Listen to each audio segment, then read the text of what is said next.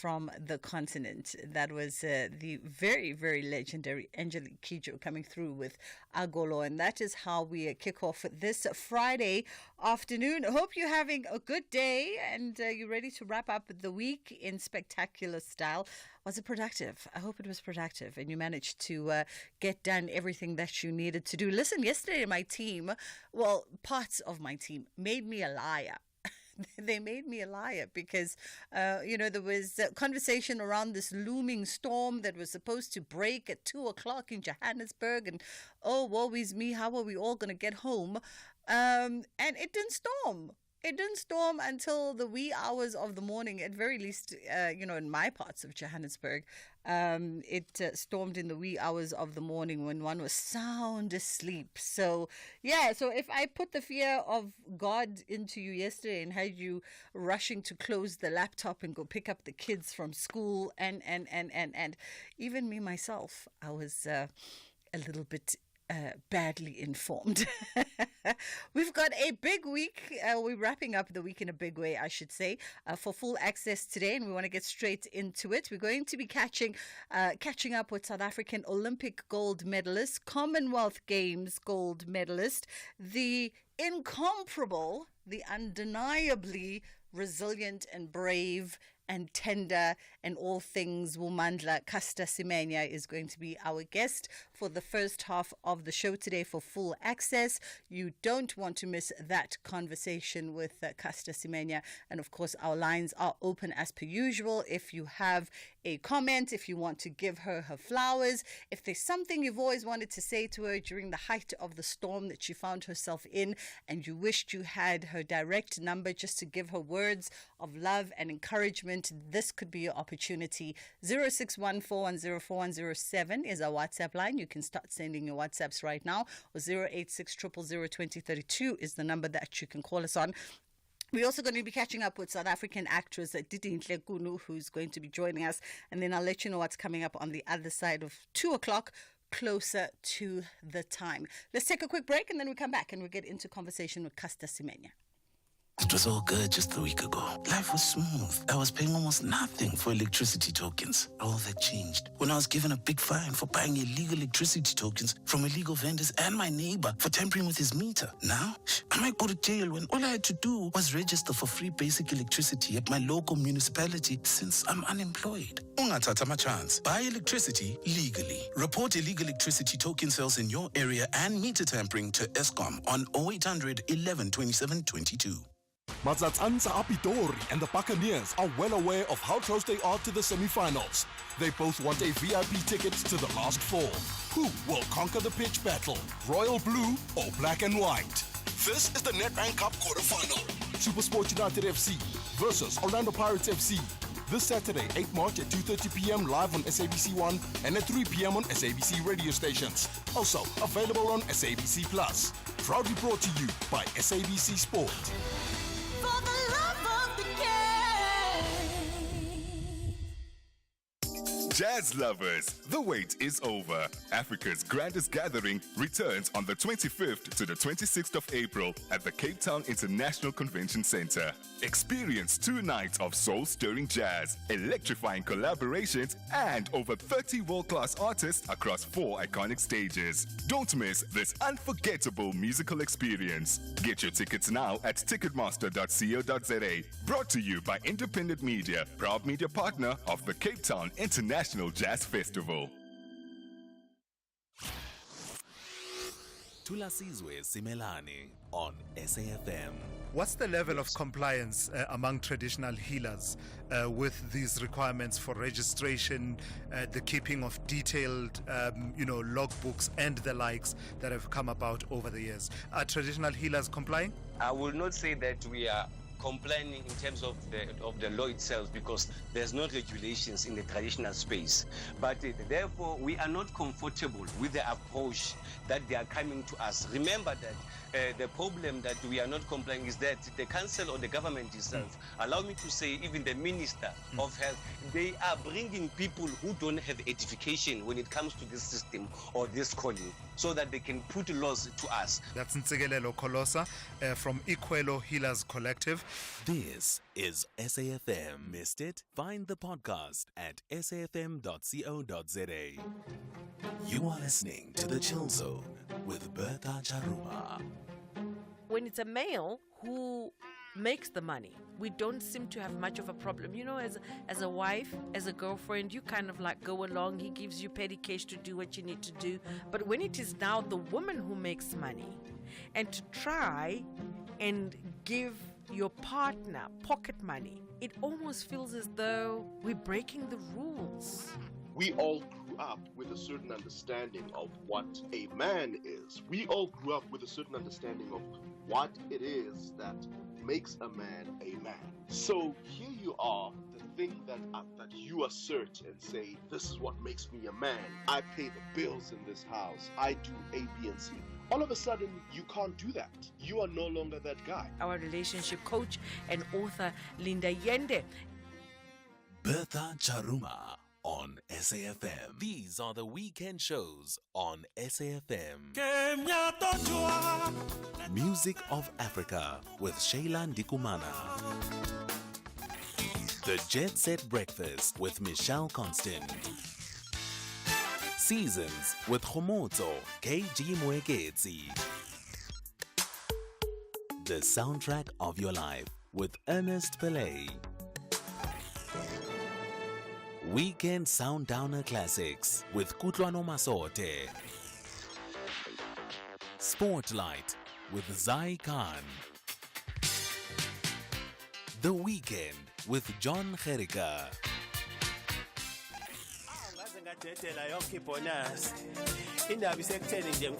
Rhythm of Africa with Shayla Ndikumana.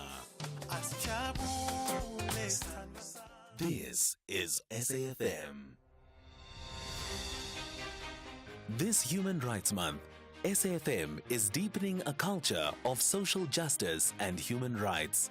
It's a time to reflect, engage, and take action for a more just society. From thought-provoking discussions to powerful stories, SAFM is leading the conversations that move us. Because your voice matters, your rights matter, and together we shape a better future. SAFM, leading the conversations that move us. Every person, no matter who you are, what music you're inclined to listen to, and what you do with your weekends, you need a weekend playlist.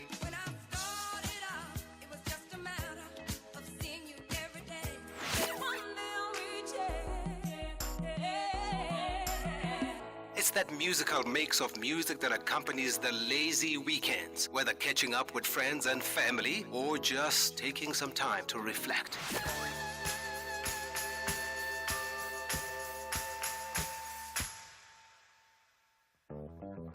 Tune in to The Soundtrack of Your Life with me, Ernest Pillay, Saturdays and Sundays, 1 to 4 on SAFM. Arts, culture, and robust conversations with Bridget Masinga. All right, we're shifting some things around on the clock this afternoon. We're catching up first with Titi Ntlekunu, who is an award-winning actress and voice-over artist. She's multifaceted and she's won over the hearts and adoration of many South African theatre and television viewers. How are you doing this afternoon, Titi Ntle? I'm very well. How are you? I'm fantastic. Thank you so much, and thank you for the time. We appreciate it, and for your agility in this conversation. Much, much appreciated. Thank you so much for having me. So, listen, I think the first time that I caught up with you, it was on the back of you playing Celie in the Color Purple musical. And I remember at the time just the excitement in your very petite body, but also the understanding of the role that you were going to inhibit. I also remember that your family happened to be listening to our conversation and they were so proud of you. So firstly, how is the family? The family is very well. Dumelang family, for those who are listening, they're very well. Everyone is well. Everyone is so happy and proud. And I hope to keep making them even more prouder. Lovely stuff. And let's reflect on, on firstly your theatre career, because, theatre is a lot different from television in many, many ways. And, having obviously put under your belt of accomplishments, being a part and a very integral part of the cast of The Color Purple. What was that experience like? It was a breakthrough, really. Looking back at it now, I was so lucky. And yes, I worked hard. I invested in my education, in my training. I had an acting coach who I still work with to this day. So, I did prepare myself to be in the room and to, have the opportunity at the right time. But I was so lucky and blessed, and it really opened doors for me, and I will always forever cherish that opportunity. Mm. And as you say, it was a breakthrough to some degree. Let's talk about the kinds of projects, or the projects that actually shift the needle for artists, because one never really knows. You could get the right play or the right production, but it might not necessarily shift the needle. What do you think it was about all the elements at that time that worked to really just opening doors and propelling your career? Well, when I think about it objectively, it was before COVID. And I think it was at a time where also the economy was doing a little bit better, so people could afford to come and watch theater. There was a culture of people coming to the theater, and also the show, The Color Purple musical, was also on Broadway, and South Africa was the first African country, and I think, if I stand to be corrected, but I think it was the first country outside of Broadway to have the show. So there was a lot of excitement around it. And, people wanted to know who was going to be the South African cast, because the cast of the Broadway show was stellar. And they were Tony Award-winning. It was a Tony Award-winning production. So people were very excited. I think it was that. It was the fact that I was given the opportunity to showcase my talent in a show that is just a blockbuster of a musical globally. I mean, incredible. And since then, it's been, a rise and rise. Your presence on theater, your presence on television. How have you found working within the context of the South African entertainment industry? Well, now I'm transitioning into a producer. Lovely. And I will always be on stage, and I will always act on screen and film. But my interest right now is in helping shape the South African entertainment industry into one that is sustainable and that is fair, where there is less exploitation, where we are working as a collective to help create policies that ensure that people can sustain themselves in this industry, that people aren't exploited, that people get paid on time. That is how I want to contribute towards the growth of this industry. So that's where my sights are at the moment. That's where I'm placing a lot of effort in. But yeah, I'm still very passionate as an actor. I still go to acting classes, and I still have my acting coach, and I'm very excited. Today is the day that A Scam Called Love, an international film that I star in, is in theaters. It's in cinemas nationwide. I am beside myself. So there will always be that aspect of me that loves what I do as an actor, that is passionate about my craft, that will be in constant honing of my craft. But now I want to see how I can contribute so that our industry it benefits the collective. Absolutely. There's, and I don't know if it's by way of circumstance of what creatives, and I guess in focus for this conversation, what actors go through and the experience of actors. But it almost seems as though in recent years we've seen a lot of actors advocating for better workplaces, for better policies that are designed to safeguard the industry and to ensure as well they fair and equal remuneration. And yes, it's been part of a global conversation, but there's a proactiveness that I'm sensing from South African actors, even a bravery in speaking out about it. Whereas, 5-10 years ago, people would be reluctant to speak because of fearing the ramifications by production houses, by channels, because once you speak and start advocating for what's fair and what's just, you're suddenly seen as being difficult. Yes, and I think that narrative is now slowly fading away. I think people are now waking up to the fact that they are professionals. We have rights. We should be able to unionize as well. And I think people are starting to realize that if the industry has a system that's structured, everyone benefits. And I don't think people should be afraid to speak out. I think they should be tactful and mindful about how they speak about the matter. We should focus on educating everyone about our industry, about our rights. We should be focusing on.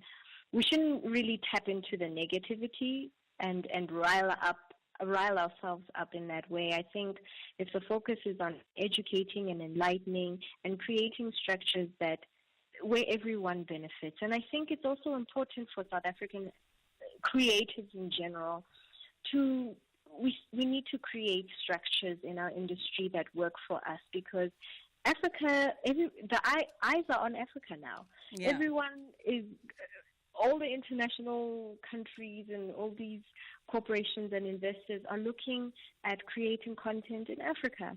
So they need to find us with a system that is well structured, that works well, and where everyone benefits. Absolutely.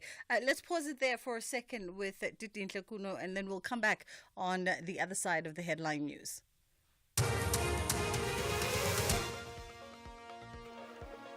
Thank you, Bridget. Your headlines. The police's forensic experts have made headway at the Solo restaurant in Sandton, Johannesburg. Government has vowed to intensify efforts to revitalize the city of Johannesburg and return it to its former glory. And experts in Paris are working to defuse a World War II bomb. I'll be back with more news at 2. Arts, culture, and robust conversations with Bridget Masinga. Stay on top of all meaningful, top trending stories right here on SAFM. Leading the conversation. These are the weekend shows on SAFM. Music of Africa with Shayla Ndikumana. The Jet Set Breakfast with Michelle Constant. Seasons with Khomotso KG Mweketsi. The soundtrack of your life with Ernest Pillay. Weekend Soundowner Classics with Kutlwano Masote. Spotlight with Zai Khan. The Weekend with John Gerika.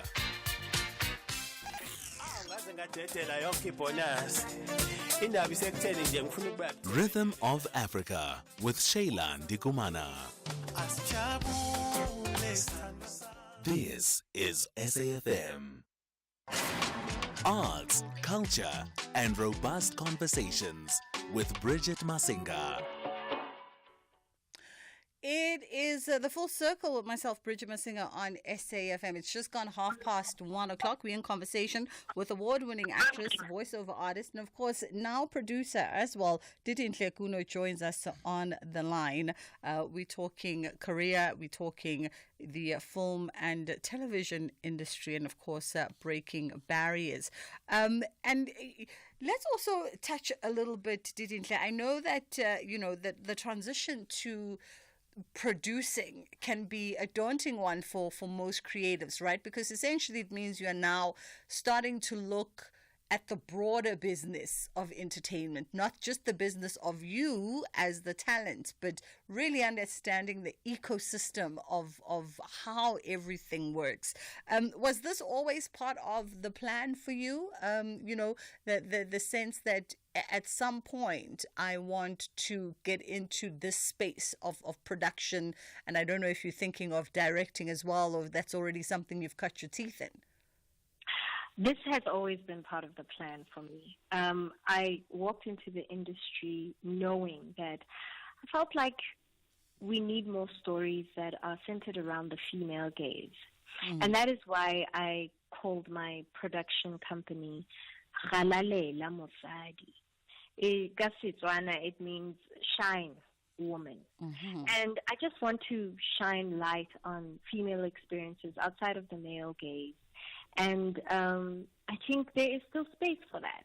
And I think authentic stories that highlight our human experiences as women. So that is the goal. And also the goal as a producer is to help bring in more female filmmakers. Creating more job opportunities and safe working environments for women. So that's the goal, and it's going to happen. Oh, no, it's going to happen. And I love the deliberate focus as well, right? Because we've had, as you're talking about bringing in more females, one thinks about the sort of crews and cast that we have the fortune of working with across the sort of diversity of platforms, television, film, theatre. And still very much you'll find that unless it's a deliberate focus of a director or a producer to be conscious about bringing women into the space, it's still very much a male-dominated, especially if we're talking crew, for instance. It's very much a male-dominated industry. And you get women in their little corners. You get an Ava DuVernay at that level who is very intentful about a 90-10 skew, and I think if she could do 100% female all things, she would. Definitely.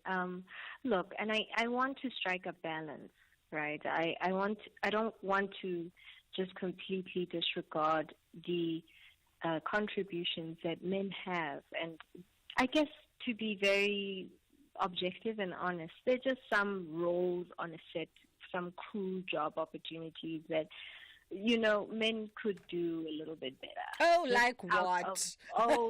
Like, gripping and carrying really heavy things, Oh, Suga. But I mean, I just want to strike a balance, in the industry. I want to empower more women, but I don't want it to ever feel like it's just like, what's the word when feminism is like at the extreme? Yes. Yeah. It's not that. It's really just empowering women and giving us safer, more alternative options in terms of our working experiences. Yeah. I get you. I mean, I chuckle. We've had shows on this show.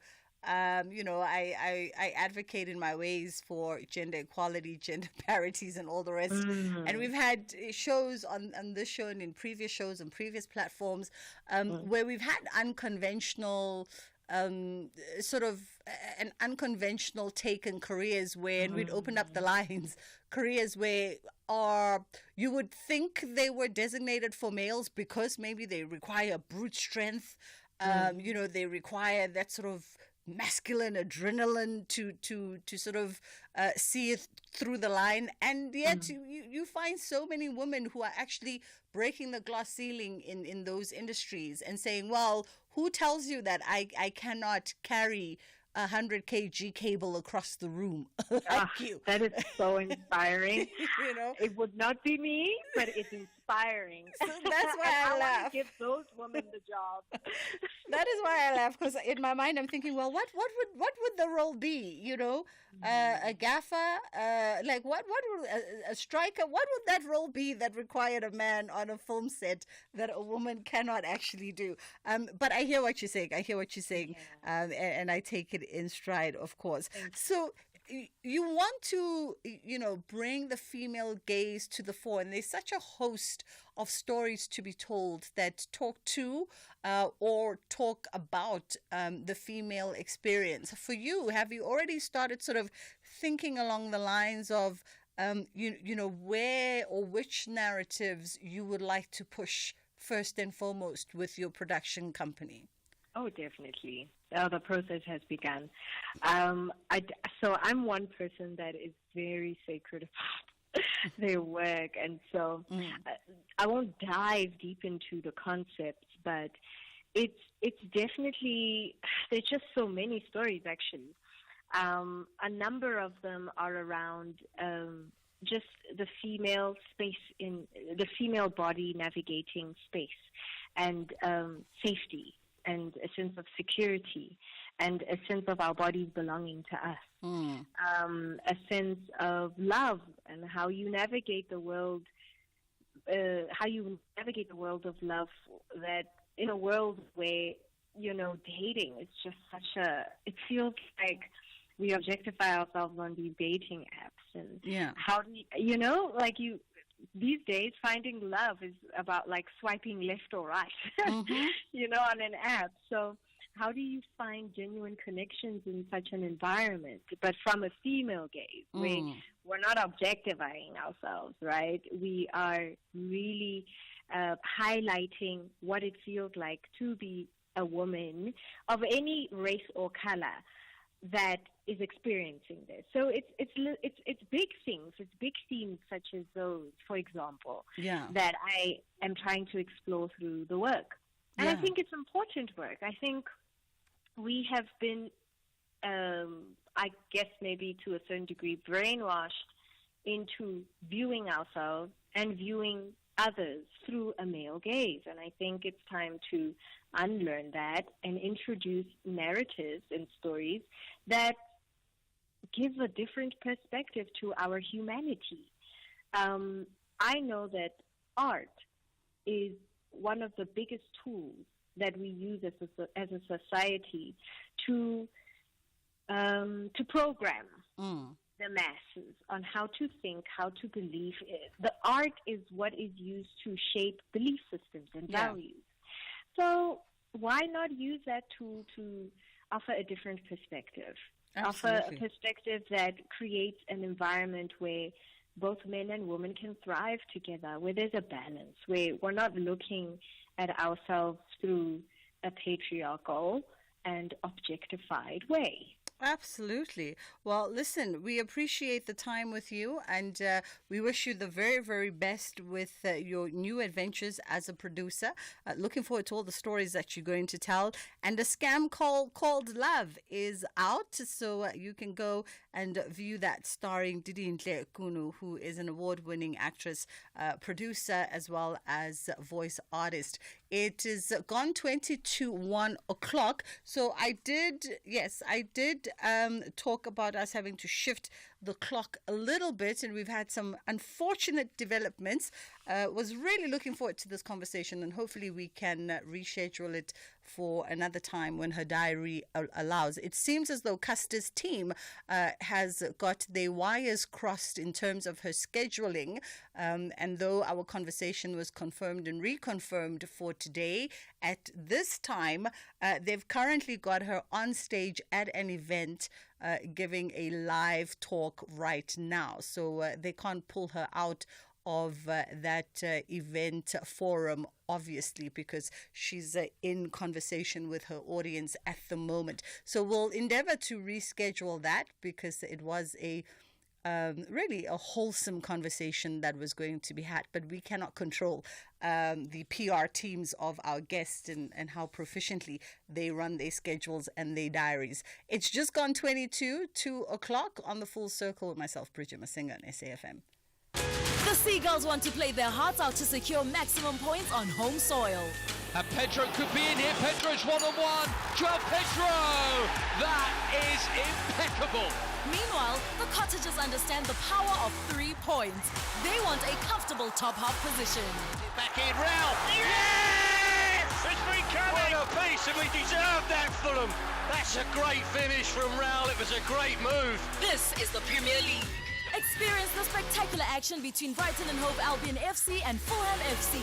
The Saturday 8 March at 4:30 p.m. Live on S3.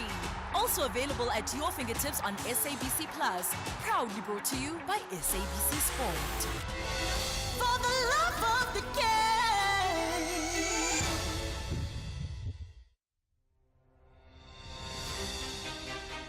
This Human Rights Month, SAFM is deepening a culture of social justice and human rights. It's a time to reflect, engage, and take action for a more just society. From thought-provoking discussions to powerful stories, SAFM is leading the conversations that move us. Because your voice matters, your rights matter, and together we shape a better future. SAFM, leading the conversations that move us. Ashraf Garda on SAFM. So we know that, AfriForum, which is not a political party, as well as Solidarity or Solidarities, right, have made submissions to various think tanks or lobby groups in the USA, right? And then we know subsequently there's been a call not just about every day on the show. It's like, yes, they need to be charged for treason, right? What's your position? Yes, it's the first time, I think, since 1994 that anybody wants to charge anybody with treason. Treason is a very serious crime, and it's not something that one should take very lightly. The fact of the matter is that what AfriForum and Solidarity did, as far as I understand it, they have a case that they thought they would need to bring to the attention of some lobby groups or some groups of interest, and even also the United States government. Corne Mulder, newly elected leader of the Freedom Front Plus. You're listening to the National Pulse. Missed it? Find the podcast at safm.co.za. Stages, pages, screens, and more on the Full Circle with Bridget Masinga. All right, we're catching up with Nolubabalo Memesa, who is with the Cornhill, the Cornhill Heritage Education and Tourism Human Rights Festival Program Manager. How do you get through all of that, Nolubabalo? It's quite a mouthful. The festival manager is just for now. It's not a permanent title. Okay. But I feel like it needs its own acronym. Are you good? I'm well, thank you, Bridget. And how are you? I'm fabulous. All right, let's talk about the Constitution Hill Human Rights Festival. So it's coming up towards the end of the month, between the 20th and 23rd of March. But this is actually the 7th edition of the festival, because this has now become part of Cornhill's broader programming, because you'll activate quite a bit in the space. Correct. So I remember when we were busy setting up for the first festival and trying to get civil society movements to join us, it was such a challenge. And when we got to 50, we high-fived each other in the office. We're now sitting on 95, and we're starting to have to turn people away. Wow. So, yeah, we've had a good run, and this is our 7th year. Yeah. I mean, how incredible, because I think I say this all the time whenever we have something that's on the Cornhill itinerary on my various shows, is that it's incredible how the space has really become a living embodiment of what it stands for. Yeah. The word I like to use is the word lekhuta, right? We are a hub of where everybody can come together and have conversations. So it's your civil society movement, it's government, it's corporate, it's young children, it's the elderly, it's families. So there's something in the festival for every single person.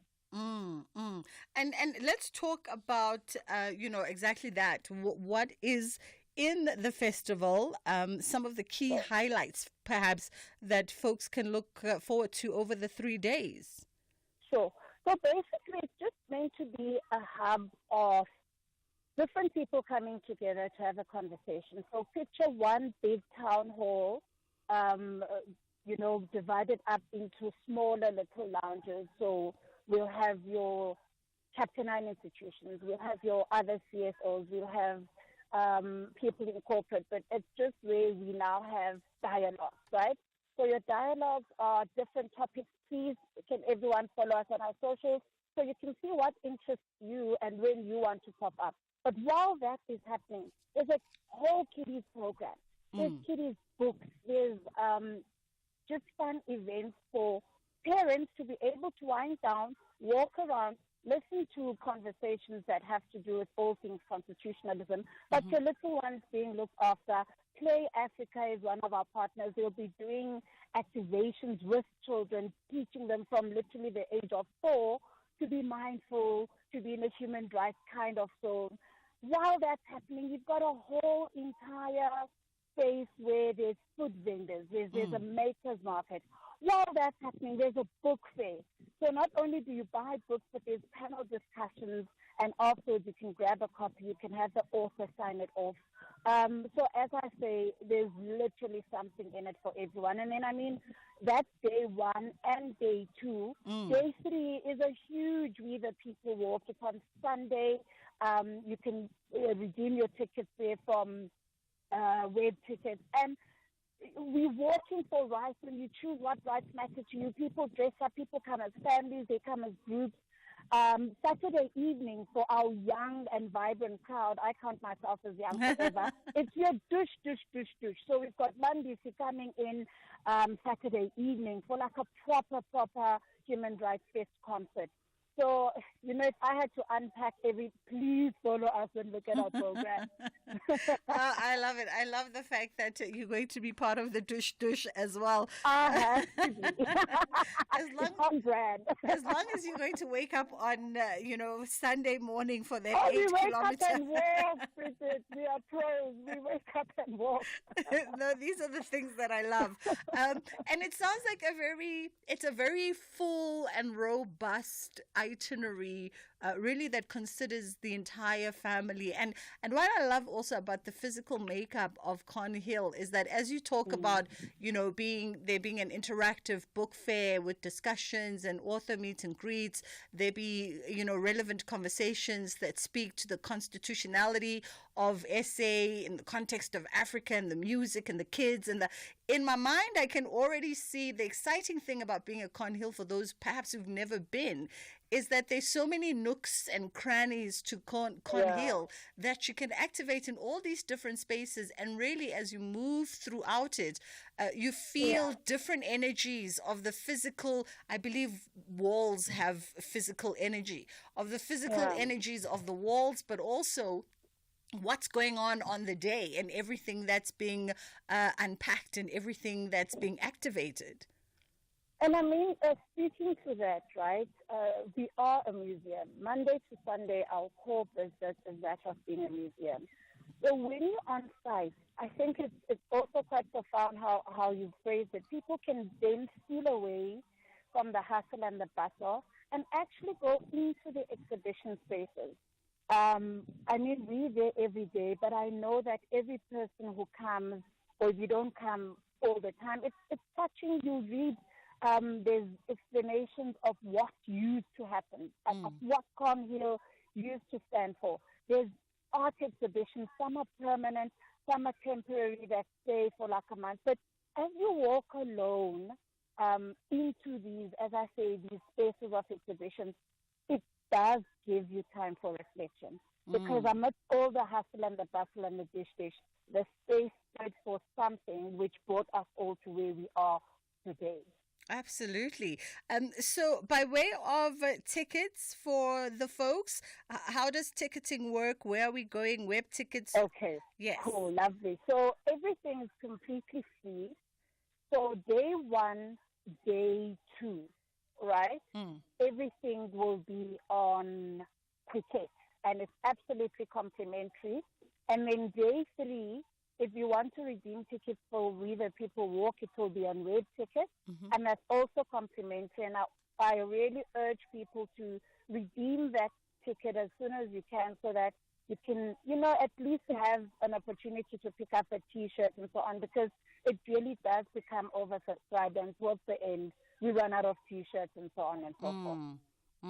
All right, so day 1 and 2 for all of the excitement, including the doof doof, you said it's Quicket is Correct. where you can go and redeem your ticket. And then for day 3, for the We Are the People walk, you It's go Web to Ticket. Web Tickets. Correct. Lovely stuff. And of course, once those tickets are sold out, please don't go trying to gate crash Unolubabalo, because the show will be over. Thank you for the time, Nolubabalo Memesa, who's the festival director there at Con Hill. Hope you got all of that information. Let's take a quick pause. Are you looking for the best spectacle and sunglass deal? With Specsavers buy one, get one offer, you get great value for money. You know you can trust us with over 350 stores nationwide. Get a free pair of branded prescription sunglasses up to 3,200 Rand when you purchase a comprehensive eye test and spectacle frame with lenses on your first pair. Choose from top brands like Police, Hugo, Tommy Hilfiger, Carolina Herrera, and more. There really is no reason to go anywhere else. Affordable eye care, Specsavers. T's and C's apply. The Golden Boys want to ensure their visitors return to Free State with disappointed faces. But Batabane Bantwa are ready to demonstrate how real warriors win tough battles. This is the Nedbank Cup quarterfinal. Catch Durban City FC and Maruma Gallants FC this Sunday, 9 March at 2:30 p.m. live on SABC1 and at 3 p.m. on SABC radio stations. Also available on SABC Plus. Proudly brought to you by SABC Sport. For the love of the game. You are listening to The Chill Zone with Bertha Charuma. When it's a male who makes the money, we don't seem to have much of a problem. As a wife, as a girlfriend, you kind of like go along. He gives you petty cash to do what you need to do. But when it is now the woman who makes money, and to try and give your partner pocket money, it almost feels as though we're breaking the rules. We all grew up with a certain understanding of what a man is. We all grew up with a certain understanding of what it is that makes a man a man. So here you are, the thing that you assert and say, this is what makes me a man. I pay the bills in this house. I do A, B, and C. All of a sudden, you can't do that. You are no longer that guy. Our relationship coach and author, Linda Yende. Bertha Charuma on SAFM. SAFM, playing your music.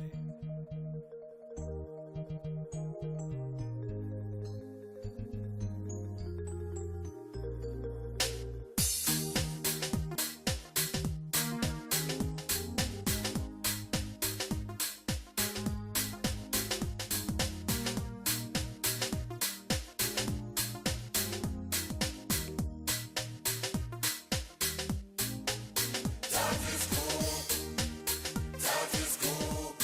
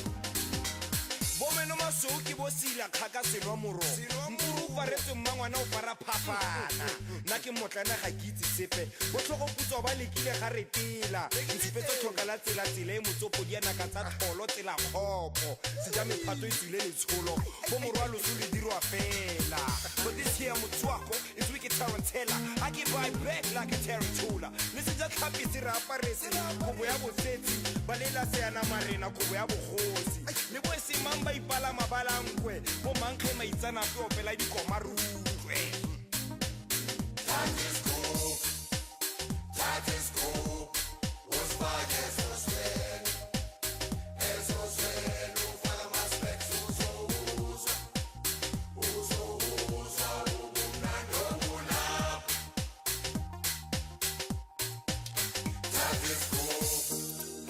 that is cool was fine as was red ufaka maspects uzo ubumnandongula that is cool was fine as was red ufaka maspects uzo ubumnandongula yo that is Gugu is from Dara that is Gugu is what the mama Tina Siyagi and Goma and now we start just rough like so and now we part and tight like so and now we start versatile like so the mama that is Gugu is from Dara Niti ho Osanawe Utati Skupu Wema West Skupu Wema Uzo Kuti like I see Shaya Jani Oh mama Iti wo Osanawe Utati Skupu Wema West Skupu We Uzo Kuti like I see Shaya Jani Wema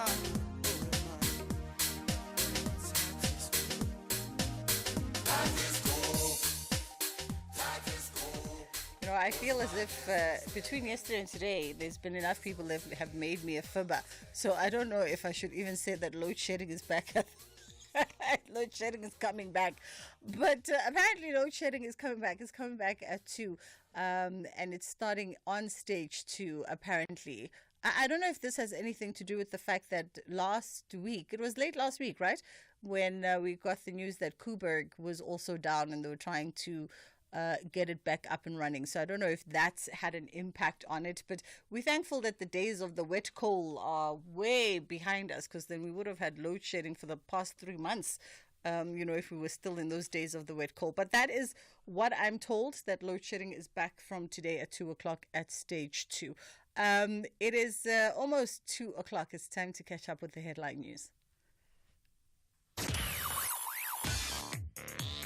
Stay on top of all meaningful, top trending stories right here on SAFM. Leading the conversation. SAFM music, crafted to make you feel real good. As the night moves in,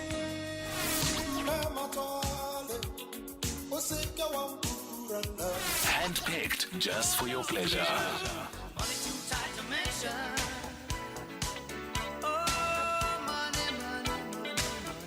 Classics sounding so good, only on SAFM.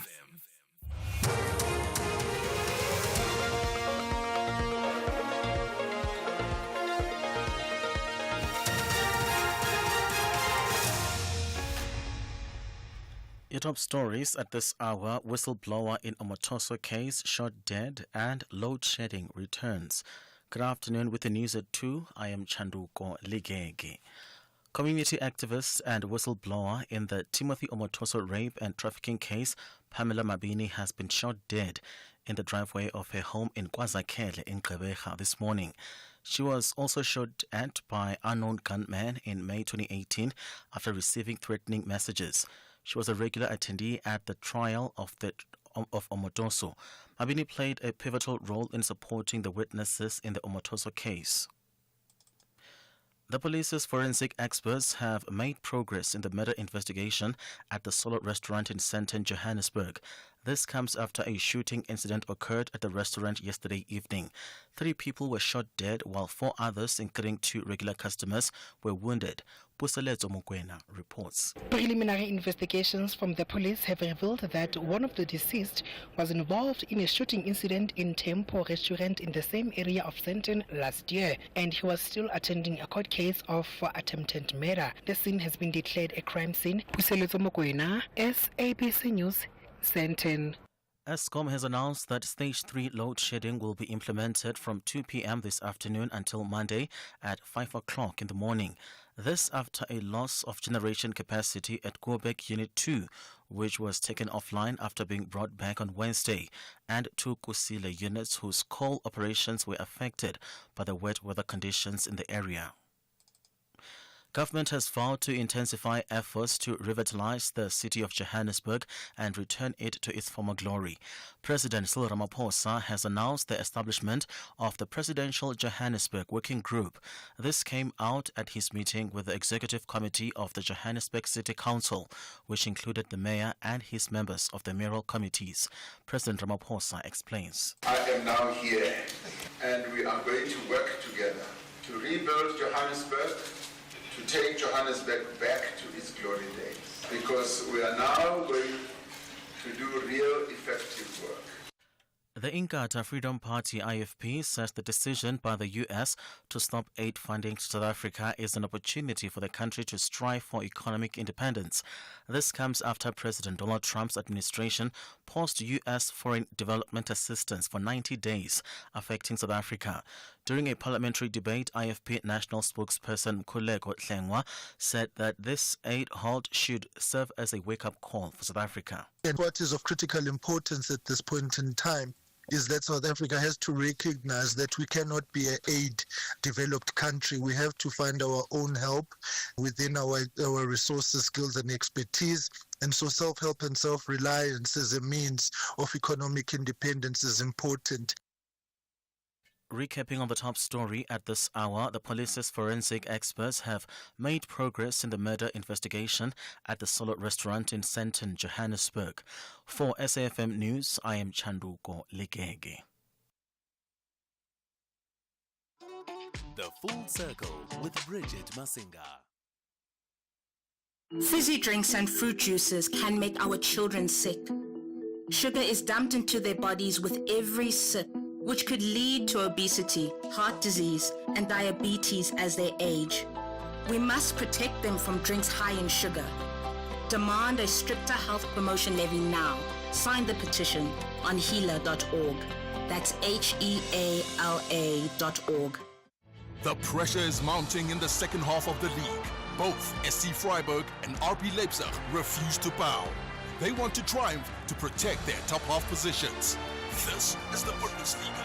Football as it's meant to be. Experience the German way of the beautiful game. Sporting Club Freiburg versus RB Leipzig on Saturday, 8 March at 7:30 p.m. Live on SABC Sport on TTT Channel 4. Also available at your fingertips on SABC Plus and SABCSport.com. Proudly brought to you by SABC Sport. For the love of the game. These are the weekend shows on SAFM. Music of Africa with Shayla Ndikumana. The Jet Set Breakfast with Michelle Constant. Seasons with Khomotso KG Mweketsi. The Soundtrack of Your Life with Ernest Pillay. Weekend Soundowner Classics with Kutlwano Masote. Spotlight with Zai Khan. The Weekend with John Gerika.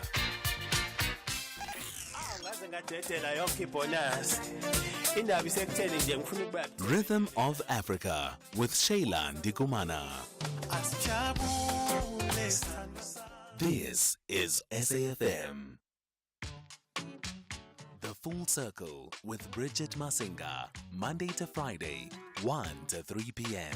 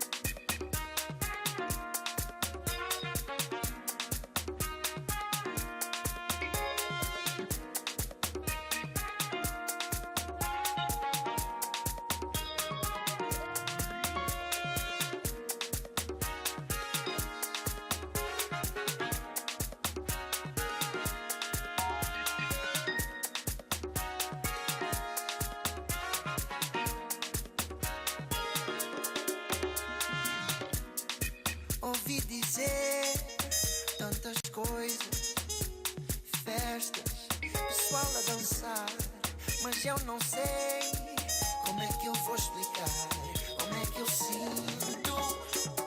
Ouvi dizer que hoje é o dia, o nosso dia, um dia feliz. E eu só sei que eu perto de ti quero estar, agora e pra minha vida inteira.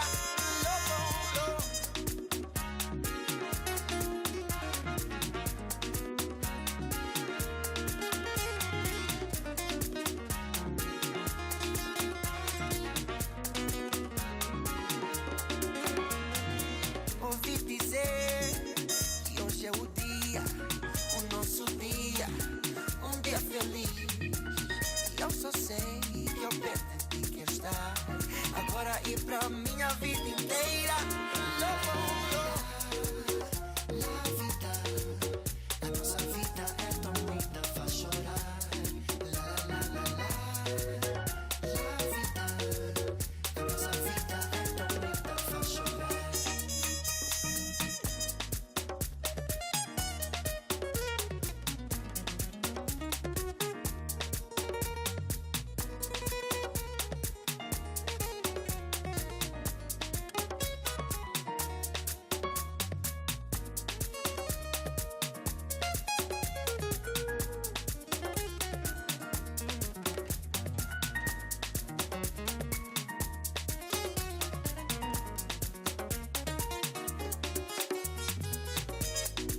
Eu estou a ver o mundo inteiro unido na beleza da vida. Eu estou sentindo neste momento aqui, quando eu te conheci. Oh Maria, vem daí comigo, me deixa te mostrar o mundo inteiro. Oh Maria, me diga o nome da sua redondeza, vou te fazer ver o mundo. La vida, a nossa vida é tão linda, faz chorar. La la la la la la. La vida, a nossa vida é tão linda, faz chorar. Faz chorar, faz chorar. Essa vida é tão linda, faz chorar. Faz chorar, faz chorar. E essa vida é tão linda, faz chorar.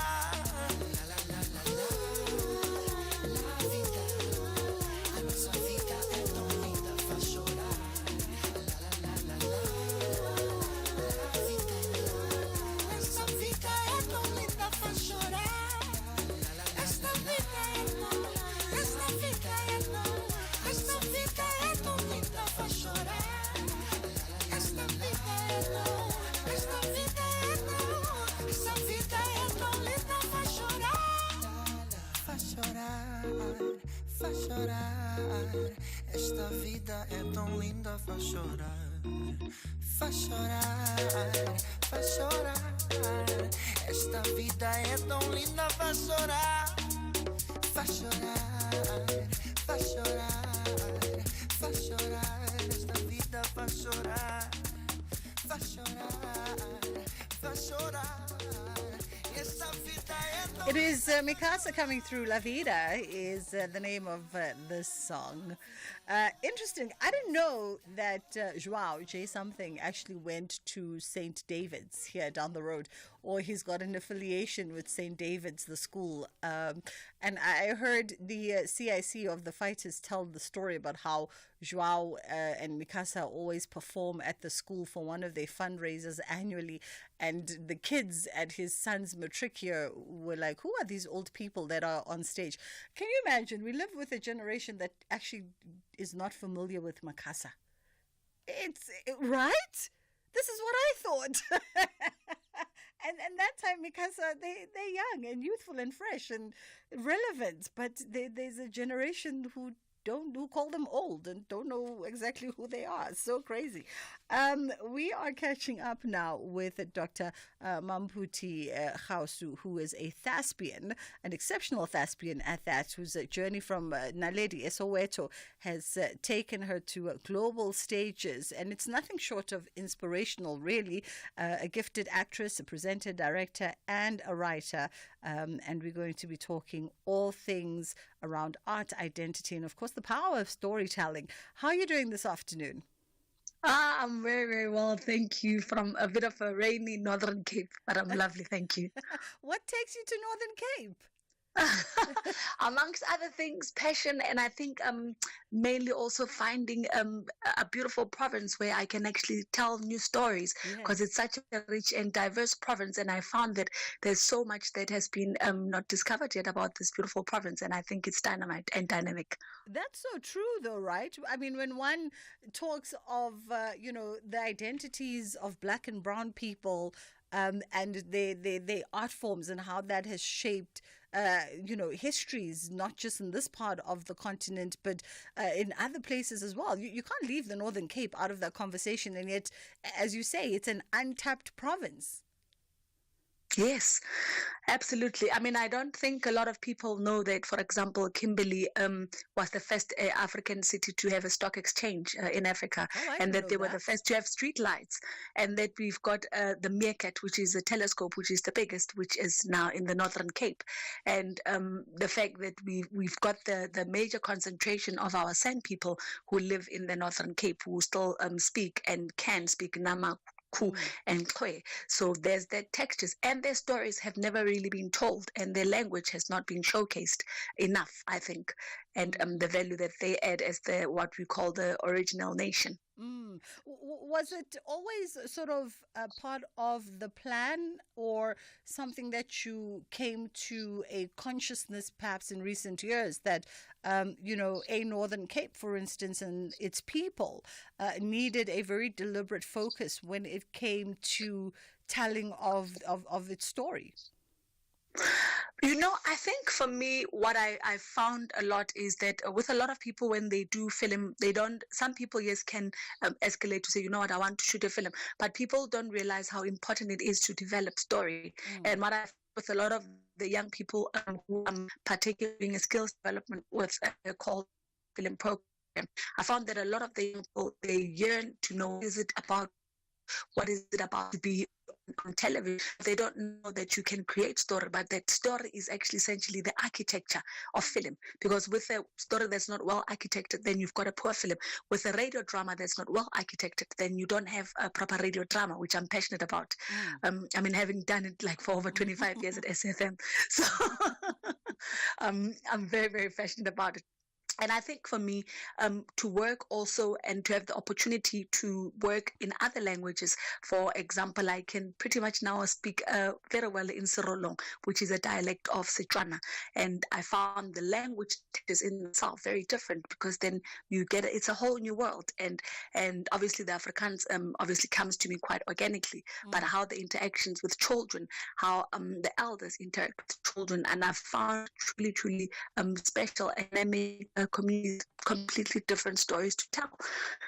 And we have enough in terms of the showcasing of the province itself. I mean, it's such a unique place for tourism. It's such a unique place to even shoot film. It's such a unique place to even tell radio drama. Yeah, I think those are the opportunities. Dr.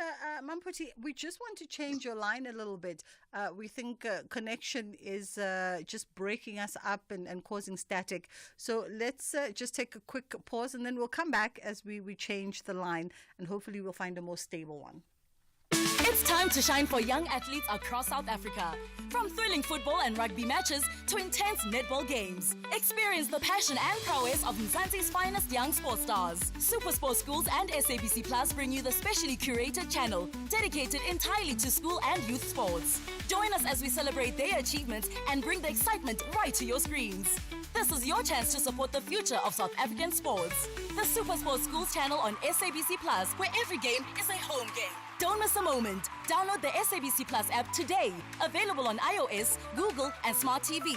Or visit sabc-plus.com to start streaming. Super Sports Schools on SABC Plus. All the sport you care about most. Now streaming wherever you are. This Human Rights Month, SAFM is deepening a culture of social justice and human rights. It's a time to reflect, engage, and take action for a more just society. From thought-provoking discussions to powerful stories, SAFM is leading the conversations that move us. Because your voice matters, your rights matter, and together we shape a better future. SAFM, leading the conversations that move us. Tulasizwe Simelane on SAFM. Are you saying that you don't have the luxury to be having these issues about pushback and resistance and the likes because not the at reality all. that I you told face them is on Monday. I told them on Monday that corruption, those who are corrupt, they have no space in this new collective. Those who are responsible for factions, it comes to an end. The constitution, the decisions of the ANC must be implemented. The manifesto commitment that we made last year to our people must be implemented. Those that are not prepared to do this work, they must step aside. All right. Or we'll push them. That's Jeff Khatebe. He's the provincial convener of the provincial task team of the ANC in KwaZulu-Natal. This is SAFM. Missed it? Find the podcast at safm.co.za. Arts, culture, and robust conversations with Bridget Masinga.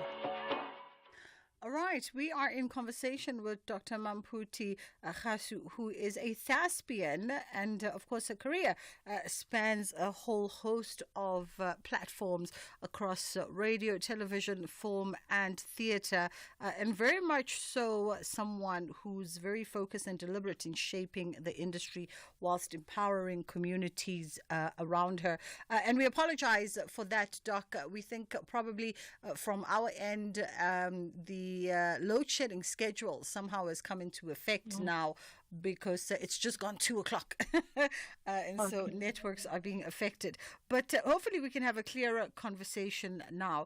Let's talk about the intersection of art and identity, and I think it's probably, it speaks to what we were talking about, you know, with your work in the Northern Cape, but it's quite the interesting one, right? Because I also want to know how your background, having been born and raised in Soweto, has also come into play in shaping your artistic direction. I think for me, having been raised in Soweto, I call it that town, before I call my lady extension. And I think for me, having been shaped at an early age, because at that time when I grew up, I was already on television. So obviously everybody in the community knew me that there's this child who's on TV, and people had just only kind of gotten TV, well, a few of them who could have at the time. And being on television, I already found that there was so much impact because here was this child who's in their community and they're watching on television. And putting two concepts together, she's just here, but she's also in this box. So that is sort of one of the things.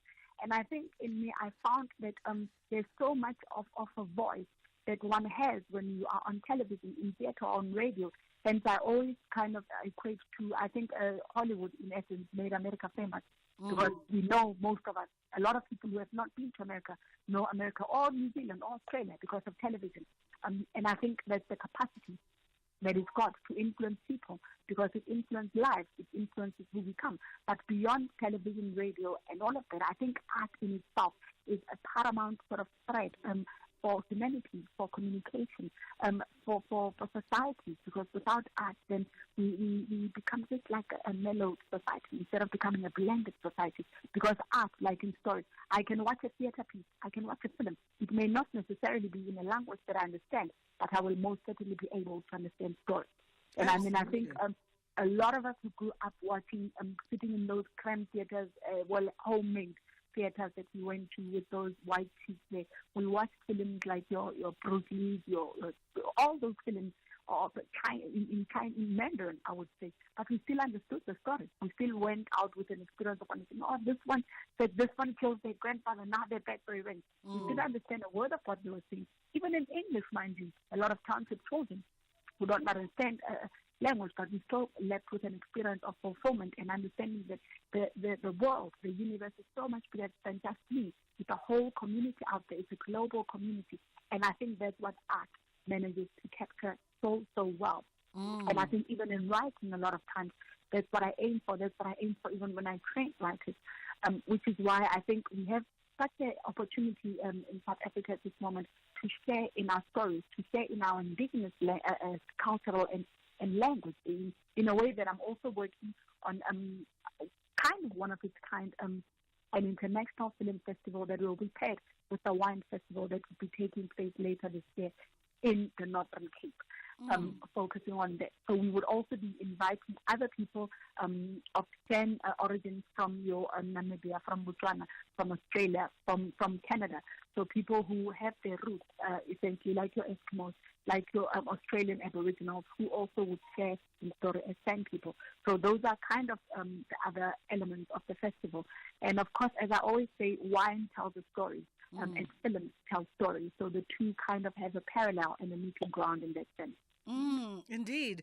I mean, I just find it, interesting how you've essentially are using your profession and your talent to really spotlight a region that is oftentimes forgotten by greater South Africa and perhaps even seen as a place that can't really have a significant contribution to art. And here you are saying, well, let's bring storytelling to this place. Let's bring a global lens into the Northern Cape and its people. And then let's tack it on also with a lifestyle element that perhaps is not synonymous with this part of the country.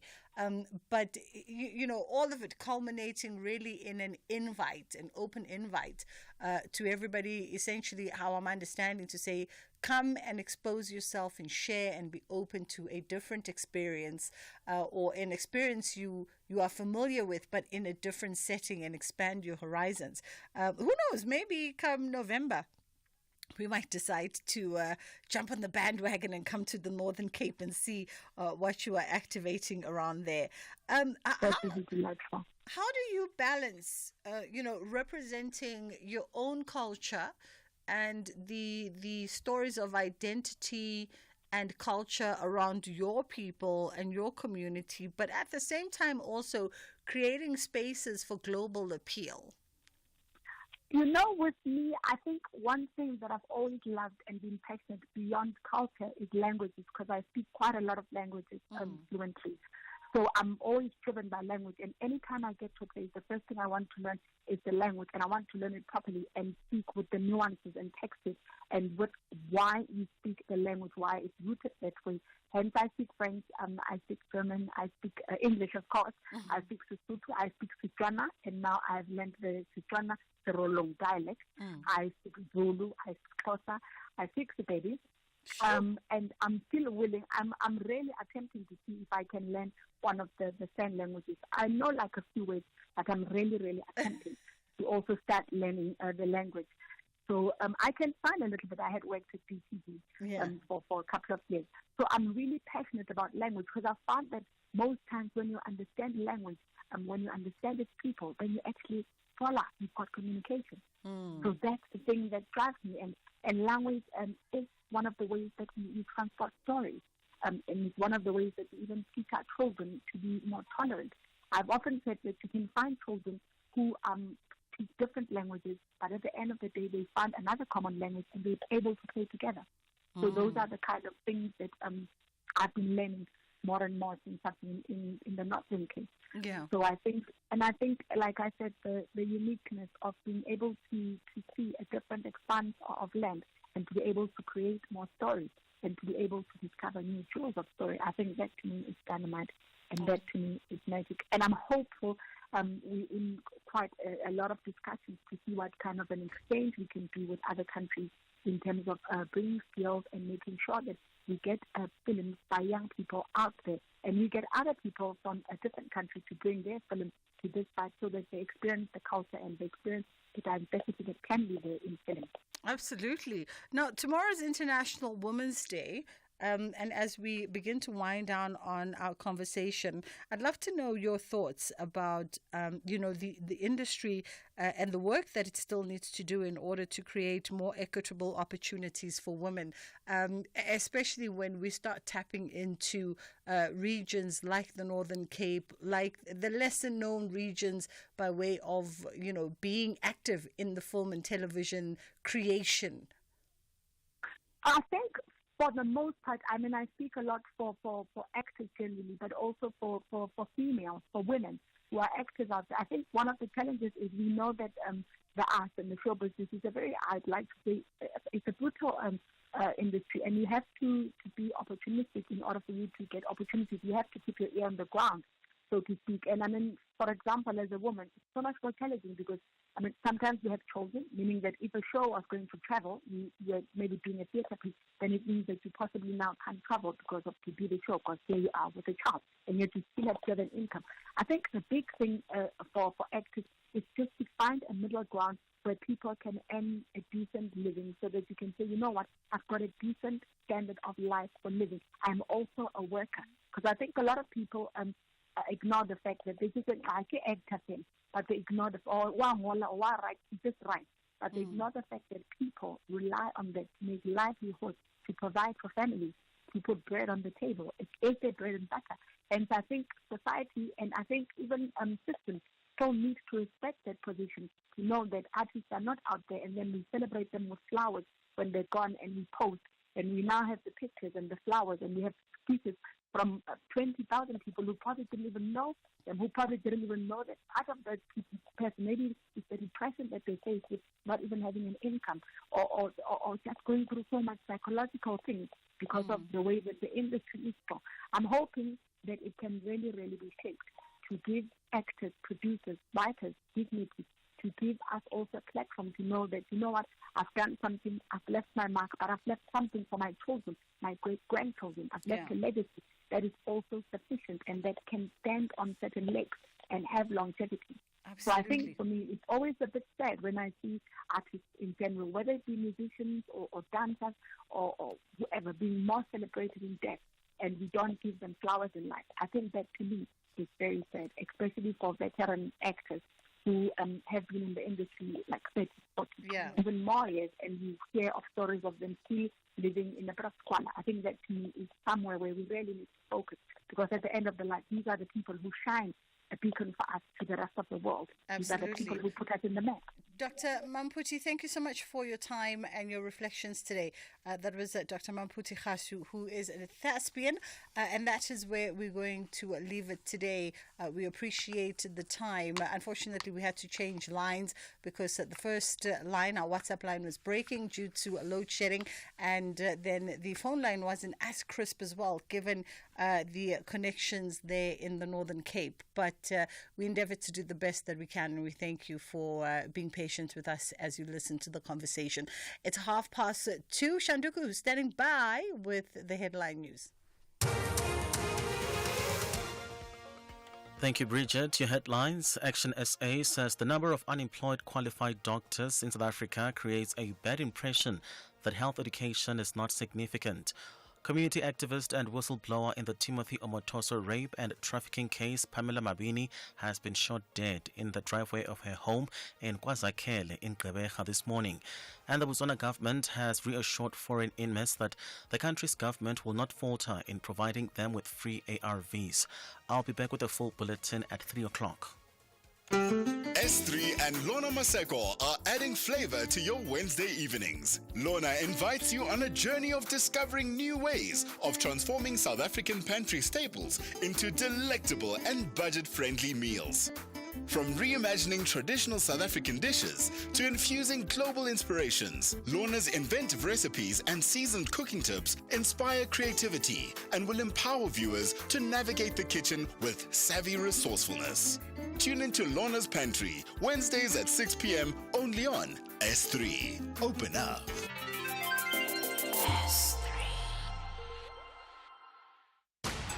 The Golden Boys want to ensure their visitors return to Free State with disappointed faces. But Batabane Bantwa are ready to demonstrate how real warriors win tough battles. This is the Nedbank Cup quarterfinal. Catch Durban City FC and Marumo Gallants FC this Sunday, 9 March at 2:30 p.m. live on SABC 1 and at 3 p.m. on SABC radio stations. Also available on SABC Plus. Proudly brought to you by SABC Sport. For the love of the game. SAFM Music. Good times, good memories. I'm just lying. Somebody is fine. Old school sounding so good. SAFM Music with you wherever you go. Stay on top of all meaningful, top trending stories right here on SAFM. Leading the conversation.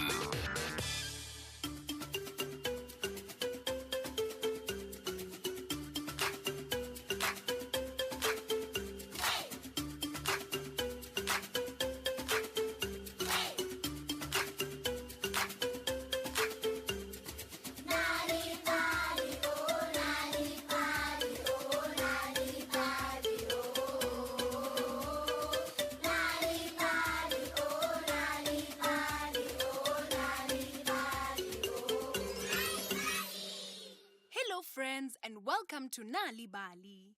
Are you honest? Honesty means we are truthful in what we say and do. It means people can rely on us because we have integrity. Honesty is the basis of a trusting relationship. Honesty looks like responding truthfully when we are asked about a situation and sharing important information with trusted adults. For you to understand why it's important to be honest, let's listen to today's story called The Secret of Kwankomo, written by Pumla Mavimbela. But before we listen to today's story, let's all get up and... Dance!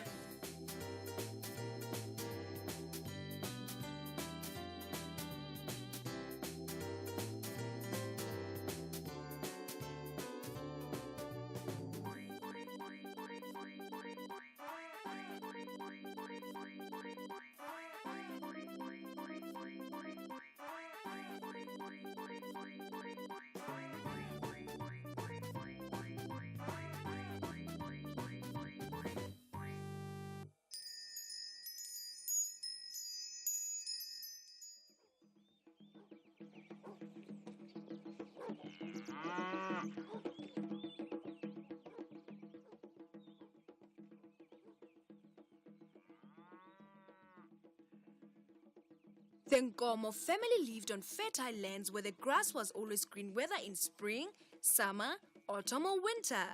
During the dry season, the Nkomo family opened their fields to everyone, from wealthy royals to humble peasants.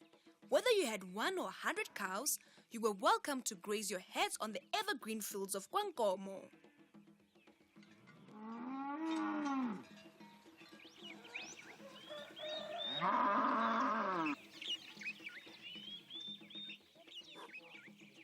Early one winter, as travelers were heading their cows into the Kwankomo fields, a stranger approached and asked to speak to the chief. He was taken to the gathering place and asked him to wait there. He waited until the chief walked in. Ah, my chief, I am very thankful that you are able to see me, said the man. You are welcome, my good man, replied the chief. I must say, your lands are very vast and rich. It is generous of you to welcome all, said the man while looking around at all the cattle. You know, land should always be shared, replied the chief. The man bowed and seemed humbled, but then his expression turned dark. Last winter, I brought a herd of 10 cows to graze in your fields. However, I only left with 5. You stole my cows and I want them back. Now the chief was a very wise man.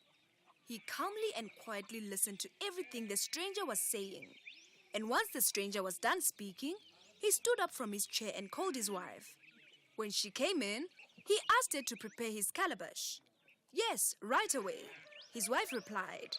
Hey, there is no time to be drinking.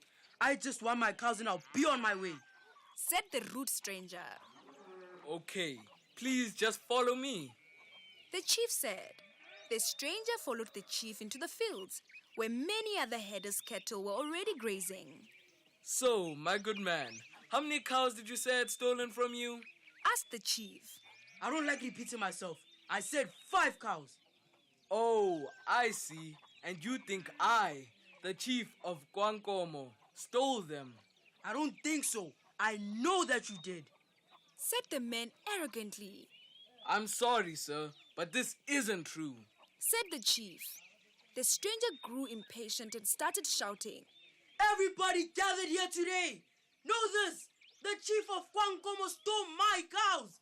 My cows. And is denying it. He should be ashamed of himself, man. Hey. My people. The chief said in a strong voice. I will prove that the Nkomo family are not thieves, and this man is trying to deceive us all. Then the chief turned the stranger and said, Look down on the fields, where many cows are feeding.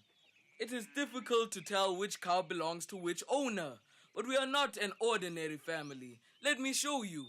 The chief turned to the fields and said in a powerful voice, All cows belonging to the Nkomo family enter this kraal. The chief's cows began moving into the kraal in single file. The stranger's mouth fell open, surprised that the cows obeyed the chief. No ways. This can't be. How do we know that those are all your cows? Asked the stranger. Then the chief said, I order all the cows to return to their owners. The stranger watched in surprise as each cow went to stand with its owner, but no cows came to stand with the stranger. Now, stranger, tell me, which cows are yours? The chief asked. The stranger looked frightened and pointed at the cows in the kraal. They must be mixed with yours. No way. They must have followed yours to the kraal. Just then, the chief's wife returned with the calabash. Please, just drink this, said the chief to the stranger. No. What is this? Said the stranger nervously. This is the secret to Kwankomo, replied the chief, smiling. After a moment, the stranger took a sip and began hearing voices coming from all over him. Can you hear the cows speaking? Asked the chief. No. No ways. Cows do not speak, said the stranger. He looked very uncomfortable and worried. Let me just show you, said the chief as he turned to his cows in the kraal. Now, all the cows belonging to this man, come out of the kraal now. The cows stopped talking and looked at the stranger. Who's that? Do you know him? Said one cow to another. Who is he? I've never seen him before, said another. The stranger's jaw dropped so far down that people could see the back of his throat. Ha! But it can't be. Cows don't talk. No, they just don't. And yet you can hear them, said the chief. Overwhelmed with disbelief, the stranger turned and started running away across the fields.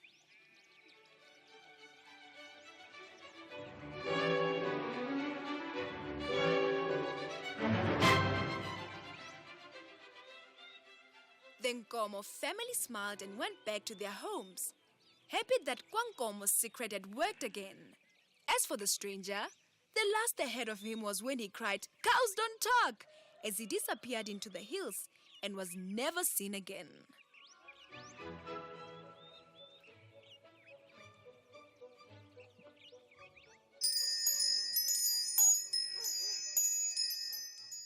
And so we come to the end of another Nalibali story time. Today's story was called The Secret of Kwankomo, written by Pumla Mavimbela. Did you know that reading and telling stories to children at home can help them do better at school? If you want free stories to read to your children or for your children to enjoy on their own, visit Nalibali website www.nalibali.org or Mobi site www.nalibali.mobi. You will find stories in 11 South African languages, as well as tips for reading and sharing stories with your children to grow their potential. Also look out for the bilingual Nalibali Reading for Enjoyment supplements with great children's stories and activities available in newspapers. Nalibali, it starts with a story. Ashraf Gada on SAFM. Explain what do you mean and why you felt the need to say just that. I've realized over the last few days that Afrikaner voices have been silent. I think I know why, and maybe we can get to that. But the reality is we've allowed Solidarity and AfriForum to speak for us. And I can't let them speak for me because I vehemently disagree with a lot of what they are saying. But because they're so vocal and very well connected into the media, people think that's how all Afrikaners think. And it absolutely isn't. Dr. Louise van Rijn was a leadership development expert, social entrepreneur, and also the founder of Partners for Possibilities. You're listening to the National Pulse. Missed it? Find the podcast at safm.co.za. Mzansi Africa. SABC Sport is searching for talented football commentators. Are you knowledgeable and passionate about football commentary? Are you a great storyteller of the beautiful game? That's why they're very good in controlling the ball and keeping it in minutes. Submit a 2-minute commentary clip in your South African language of choice to commentator at sabcsport.co.za. Also email your full name, surname and contact details. Closing date is on Friday, 7 March 2025. Only shortlisted candidates will be invited for the second round of auditions at SABC Studios in March. SABC Sport. For the love of the game. The pressure is mounting in the second half of the league. Both SC Freiburg and RB Leipzig refuse to bow. They want to triumph to protect their top half positions. This is the Bundesliga. Football as it's meant to be. Experience the German way of the beautiful game. Sporting Club Freiburg versus RB Leipzig on Saturday, 8 March at 7:30 p.m. Live on SABC Sport on DTT Channel 4. Also available at your fingertips on SABC Plus and SABCSport.com. Proudly brought to you by SABC Sport. For the love of the game.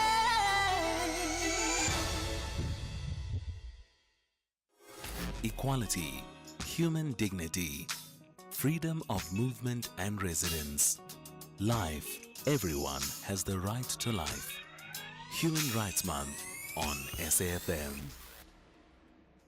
From the 10th to the 16th of March 2025, the South African National Biodiversity Institute is hosting its first National Gardens Week, and visitors can enjoy free entry to all national botanical and zoological gardens across South Africa, including Kirstenbosch National Botanical Garden and the Pretoria Zoo. So this year's theme is Grow Your Joy, and visitors are invited to embrace nature, wellness and community by taking a peaceful walk and joining a guided tour, or perhaps learning about conservation in some of the country's most breathtaking green spaces. All you have to do is come through. Nature has never been this open to all. So come celebrate, protect and enjoy biodiversity wealth. Visit www.sanbi.org. That's SANBI.org for details. Bridget Masinga on SAFM.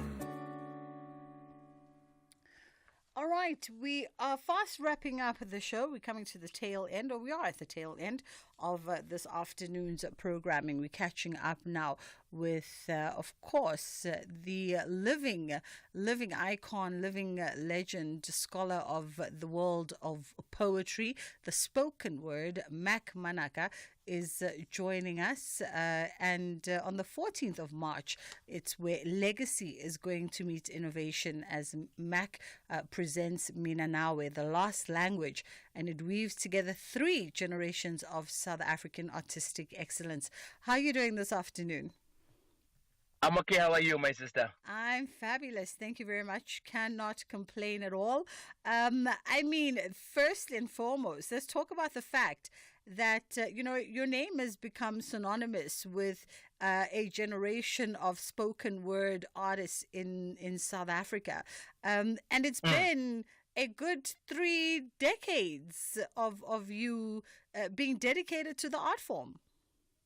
Well, Well, I would say that more than 3 decades, it's actually been all my life. Yeah. Ever since the doctor said push to my mother, it just popped. It just happened that one was actually very much sort of getting engulfed by the word, as it were. So you can't deny the truth about yourself. You were talking about nature earlier on. And I have a line in one of my poems that says that. The truth about nature is that it never lies. So it's in our nature to be, and, there's a poem that my father has called Let Art Be Life, or let creativity be a portrait of one's life. So, we are in pursuit of such lives, because the whole thing about art is that you can't lie to, like to lie to somebody is to lie to yourself. Yes. So in essence, no, it's been all my life, my sister. And to be honest with you, it's only now for the past 22 years, because my first book is 22 years this year. I have a book that is 22. Never thought I could actually ever say that. Really. So sort of like I your have a book. firstborn. Yeah, exactly. It is like my firstborn. In all honesty, I mean, it's quite fascinating, to think about it, and at the same time too, it's quite a bit overwhelming, because I sometimes get this overwhelmed feeling. Yeah, hey, konje motho o popular. Oh, what? Because I don't necessarily actually ever look at it from that perspective, or even that perception too. I never have looked at myself like that. And it's always almost a sense of one keeping one's ear to the ground and almost staying hungry for new ways of articulating the condition of which is our human nature, as it were. Yeah. But how do we articulate it? How do we stretch the language? So it's been a roller coaster of a journey, but beautiful nonetheless. And let me ask this, as we sort of reflect on a lifetime of creativity, and when one comes from, when creativity is literally passed on in the umbilical cord for you, you're coming from a dynasty of talented, creative, and gifted parents, and having sort of sucked that path, do you feel a sense of pressure to add on your own building blocks to their dynasty? Or perhaps was there a freedom and you were released from that, and there was a freedom for you to chart your path in your way, by your own rules, without being encumbered by the shadows of who they were and how they contributed to the creative world? Well, I think firstly it's people that have sort of imposed this pressure. It has never necessarily come from home, because at home it's art love supreme. We're always forever dealing with the artistic problem. And sometimes, if not always, or if not all the time, in that my sister, I could not be doing what I'm doing. Because it's something not only just kinyansel drilling, it's something that is life for me, And when I look at art, when I think of art, as an extension of oneself, and at the same time too, it's also like when I see people who are in the arts, I see family. What I like, Mam Khosbongile is my godmother, right? And I'm working with her son, Kimang Tsepo Mgoma, and Sepo is a bigger brother to me, So it's one of those things that Shakespeare's got a quote, are some are born with greatness, some are thrusted with greatness upon them, and some achieve greatness, and for me, it's always been, my father always says that "Tlogelang bana ibe bana," and we've always been allowed to be children, we've always been allowed to be expressive, especially from both my parents, because it was never a thing of you guys are going to do art. No, it was never that. If anything, art is actually a tool for discipline. It's a tool for keeping time. If you say you're gonna do something, then you must do it. If you say that you have to do your homework, then you must do it on time. so art was sort of used to that in that manner, because every Saturday we will go Funda Center, go at the art class, and I like for every son and father narrative, there is always that kind of the son looks up to the father, and years later the son becomes the father, and the father becomes the son. That whole circle of life, Yamufasa. So in essence, you find that that a lot of myself, King, a lot of my father is in me, and a lot of me is also being expressed out of his art as well, and it's not only just for me, but for also my brother, Liz too, Yes. because he's a prolific painter, out of the blue, because honestly, out of the blue, Charles, Bukowski says that if it doesn't come bursting out of you in Yes. spite of anything else or everything else, then don't do it, because if you have to sit in front of the computer or in front of the canvas and wait for it to come to you, then you're not ready, because libraries of the world have yawned themselves of your kind, so this thing of being honest to oneself, to be true to thine self, it's not an easy thing, my sister, in all honesty, because Yes. society sort of puts you on the fringe. They say, ole kwala wa papa, o tseba gagolo, and yet that person is actually themselves. So for the past 22 years, or for the past 42, I'm 42 this year. So Yeah. for the past 42 years, I've actually been allowed to become I have ultimately, Yeah. and of course in between the gaps, there's always that tension. There's always that traumatic experiences. There's always that drama. Each and every family has drama, but it doesn't exonerate anybody from it. Really. Absolutely. But apart from that, though, for the past 22 years, it's been nothing but art love supreme. And the pressure has actually come from people outside. Outside, people who are looking in. The ones that are like, like father, like son. And it's never, because Gocha, it's actually, it's art love supreme, in all honesty, so because of that, nothing has not actually thought like I have to make my own mark. Yeah. No, if art is an extension of self in Africa, then I am an extension of my father. My father is an extension of Raholo, in essence. Right? And since I'm named after his father, so I become his father. You see why Mac Manaka is a poet and someone who uses words for a living. By the way, I caught the compliment with the undertone of Big Brother shading of Stu. And Stu is a listener of the show. We're a fan of his art. So Stu, this is me defending you from you. Oh no, I can never throw shade to my brother. Oh no, blood is thicker than water. Forget about it. Stu is my rock. Oh no, Tutuzeli is my rock. It's there's no look. I cannot say it in any other way. Or as a writer, as a wordsmith, I run out of words except only to say he's my rock. Absolutely. Sure. Before we run out of time, Mac, so you've got this production coming out, Mina Nawe, The Lost Language, and it's opening on the 14th. It's a one-night only performance, and I love the fact that it's a public preview. Actually, it's a public preview of work still in development. So come one, come all.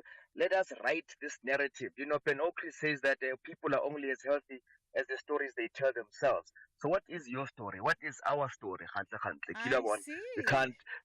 That's what's up, and so this is what this is, if anything. So partnering with the Market Theatre has been, it's an eye-opener for me, in all honesty. And actually working with the theatre Jew, I mean,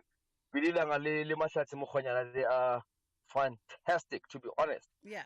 And they're teaching me the things of theatre, because for me, it's when I go to theatre, I go to speak to my father ultimately. Theatre, But this time around, it's a bit of it's a bit sort of fascinating and interesting and intriguing at the same time, because I am almost on the edge of a cliff, of I feel like I'm about to jump off, or if I don't jump off, I'm gonna fly. Something is gonna happen, because the theater making it demands you to become almost blank in mind, but be imaginative and not be robotic in essence, to be almost like a child or a baby, like you are learning something new. Everything has a meaning.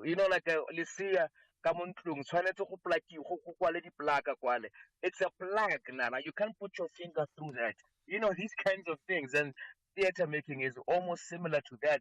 And I'm beginning to realize it's actually kind of fun. And at the same time, too, it's very dangerous in essence, because one has to be very honest with oneself. What am I saying? How am I saying it? And to whom am I speaking to? Absolutely. First and foremost.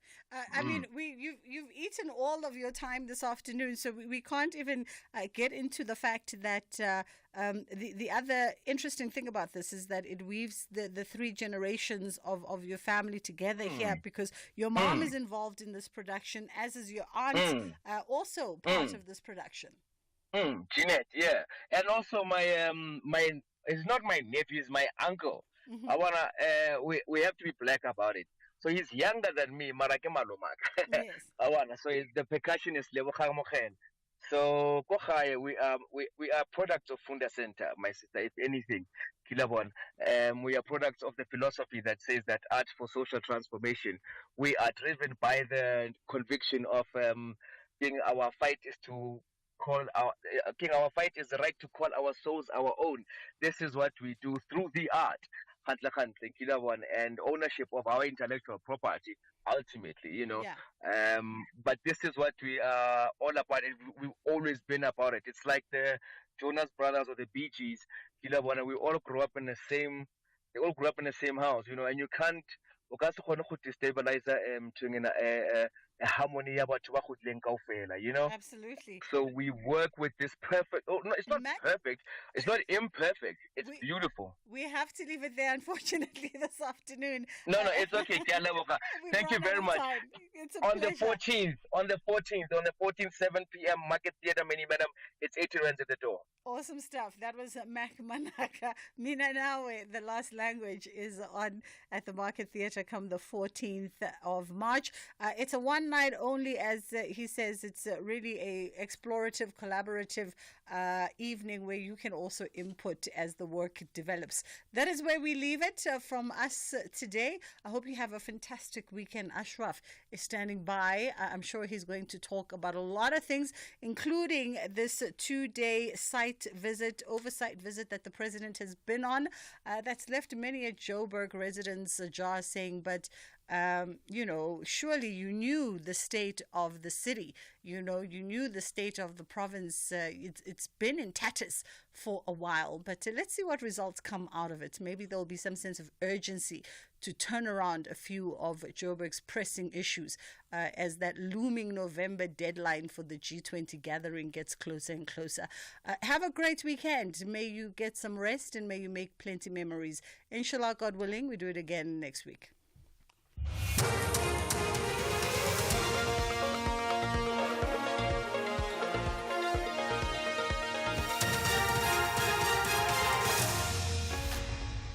Thank you, Bridget. Your top stories at this hour. Action SA concerned with number of unemployed doctors and whistleblower in Omotoso case shot dead.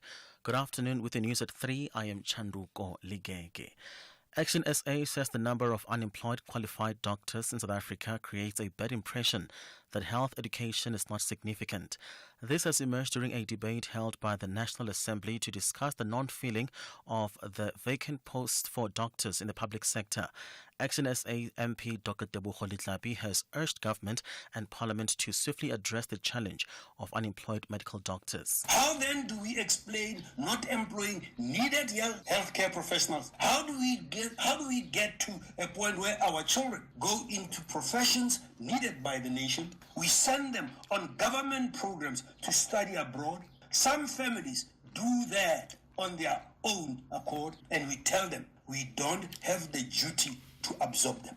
Community activist and a whistleblower in the Timothy Omotoso rape and trafficking case, Pamela Mabini, has been shot dead in the driveway of her home in KwaZakhele in Gqeberha this morning.